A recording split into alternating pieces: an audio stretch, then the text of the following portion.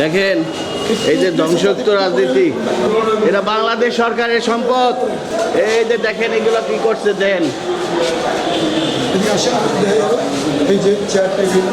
এই যে chair table কি অবস্থা করছে, ধ্বংসোক্ত রাজনীতি। এইটাকে কোনো ভদ্র দেশেরই আমি ইউনূস স্যারের কাছে উদারত আহ্বান জানাচ্ছি, এটা সমাধান চাই। এবং এই শ্রমিক কর্মচারীদের যদি এরকম ভাবে না হয় তাদের সুব্যবস্থা করেন আপনি। দেখেন যে কি অবস্থা করেছে, এটা কোনো এই অফিস রুমে কি করছে, কি অবস্থা দেখেন।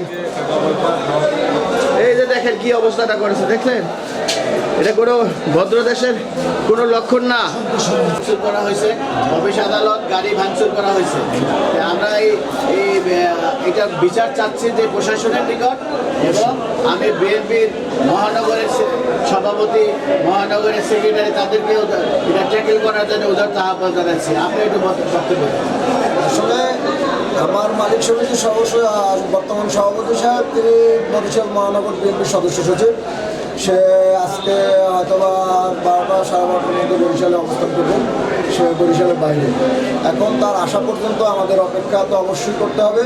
সাথে মনে করেন আরও 11টা মালিক সমিতি আছে, 11টা সমিতি আছে, এদেরকে সাথে নিয়েই আমরা একটা শুরুর দিকে আগাবো ইনশাআল্লাহ। তারা আসলে তারপরে আপনারা সিদ্ধান্ত নিয়ে আগাবেন। জি জি, যেহেতু সমন্বয় সবার সাথে সমন্বয় চলতেছে, আমি একভাবে কোনো সিদ্ধান্ত নিতে পারতেছি। আপনাদের কি কোনো দাবি দেওয়া আছে? দাবি দেওয়া তো অবশ্যই আছে, কারণ আমরা এই মোটর ডিপার্টমেন্টের যারা আছি তারা সবসময় মনে করেন ঝুঁকিপূর্ণতার অবস্থায় থাকি। যেমন মনে করেন আমার গাড়ির চাকা 6টা চাকা মনে করেন 220 করে হাওয়া থাকলে 1220 করে হাওয়া থাকে। তো সেক্ষেত্রে আমরা সবসময় হাওয়ার উপরে ভাসি। এই গেল এক সাবজেক্ট। দ্বিতীয় সাবজেক্ট হলো আমরা রাস্তায় নিরাপত্তা না, রাস্তায় নিরাপত্তা এই বলে আমার ছাত্র জনতা, ছাত্র ভাইরা অনেক সময় আইডি কার্ড শো করে, তারা টিকিট কেটে তার ফ্যামিলির একজনকে দিয়ে দেয়, হয়তো বা বাবা, হয়তো বা বড় ভাই বা মাকে বা বোনকে, এইভাবে তারা গাড়িতে পাঠাই দেয়। সেহেতু আমার শ্রমিকরা এই কথাটাই বলে বেশি যে ভাই হাফ কার্ড দিলাম সমস্যা নেই, কিন্তু হাফ কার্ড দেওয়ার পরে যে এই হাফ কার্ড দিয়া টিকিট কাটে তারা ছাত্ররা এসে, কিন্তু যায় অন্য লোক তাদের গার্ডিয়ান পক্ষে, এইটা কোন রুলসে আছে। তো এই জিনিসটা নিয়ে তারাও একটু অনীহা প্রকাশ করছে। তো এখন মূলত ব্যাপার হলো শ্রমিকরা তারা নিজেদের মতো তারা নিজেরাই কর্মবিরতিতে গেছে, তারা বলতেছে আমরা এই পেশায় থাকবো না, আমরা চাকরি করবো না, প্রয়োজন বলতে লাইসেন্স কার্ড সব বাতিল করে দেবো, সব আমরা এখানে ভালাই জ্বালা দেবো। এখন আমি সেক্রেটারি, আমার কথাও তারা মানতেছে না। আমি কালকে রাত্র 4টে পর্যন্ত তাদেরকে ব্রিফ দিছি, অনেক বুঝেছি, অনেক কথাবার্তা তাদেরকে বলছি, তারা আমার কথাও মানতে নারাজ। আজকে আমার আসার কথা না এখানে, আমি শুধু দেশের জনগণের কথা চিন্তা করি, আমার শ্রমিকদের কথা চিন্তা করে আজকে আমি এখানে আসা। এখন সকাল থেকে আমি সকালে আজকে 8টা সাড়ে 8টা বাজে এই টার্মিনালে ঢুকছি, শুধুমাত্র আমার জনগণের দৃষ্টিতে, আমার জনগণের দুর্ভোগ লাঘব করার জন্য। কিন্তু আমার শ্রমিকরা আমাকে মানতেছে না। হয়তো বা আমার মনে হয় যে 10-15 মিনিট পরে আমার স্থান ত্যাগও করা লাগতে পারে। যদি এইভাবে মনে করেন সবাই স্টেপ করে, তাহলে আমার হয়তো বা থাকা হবে না।